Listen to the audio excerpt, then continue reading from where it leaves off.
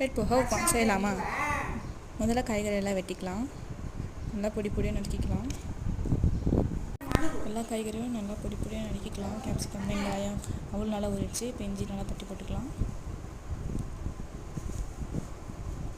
கருவேப்பிலை, இஞ்சி, பச்சை மிளகாய், வெங்காயம், கேரட்டு, பீன்ஸு, முட்டைக்கோசு, கேப்சிகம். வானல் நல்லா வச்சுக்கலாம். காஞ்சிடுச்சு. இப்போ மிஸ்டர் கோல்டு எண்ணெய் எடுத்துக்கலாம். ஊற்றிக்கலாம் 100 ml. அப்புறம் கடுகு போட்டுட்டு நல்லா பொரியட்டும்.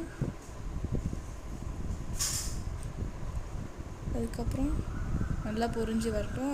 அதுக்கப்புறம் எடுத்து வச்ச வெங்காயம், பச்சை மிளகாய், கருவேப்பிலை போட்டுக்கலாம். நல்லா வதங்கி வந்துச்சு கண்ணாடி பார்த்துக்கு. இப்போ ஜீரகம் ஆட் பண்ணிக்கலாம் ஃப்ளேவருக்காக. நல்லா கிளறி விட்டுக்கோங்க. இப்போ கேரட்டு, பீன்ஸு இதெல்லாம் போட்டு நல்லா கிளறிக்கலாம். நல்லா வெந்துடுச்சு. இப்போது நல்லா கிளறி விட்டுட்டு முட்டைக்கோஸ் எடுத்து ஆட் பண்ணிக்கலாம். இல்லை மூடி வச்சிடலாம். நல்லா கிளறி விட்டுட்டு இப்போ முட்டைக்கோஸ் எடுத்து ஆட் பண்ணிக்கலாம். நல்லா கிளறி விட்டுக்கலாம்.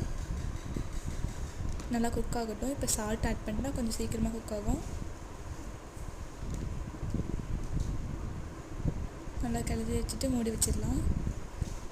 இப்போது இஞ்சி போட்டுக்கலாம், கேப்சிகமும் போட்டுக்கலாம். நல்லா மூடி வச்சிடலாம்.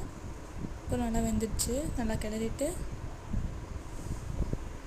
இப்போ மஞ்சத்தூள், மிளகாய்த்தூள், கரம் மசாலா இதெல்லாம் போட்டு கலக்கிக்கலாம். பவுல் நல்லா ஊறிடுச்சு. இப்போ எடுத்து போட்டுக்கலாம். நல்லா கிளறி விடுங்க அடியிலேருந்து. இப்போ கொத்தமல்லி ஆட் பண்ணிக்கலாம் ஃபைனல் டச்சாக. அவ்வளோதான், ரெட் போஹா உப்புமா ரெடி. வாங்க சாப்பிட்லாம்.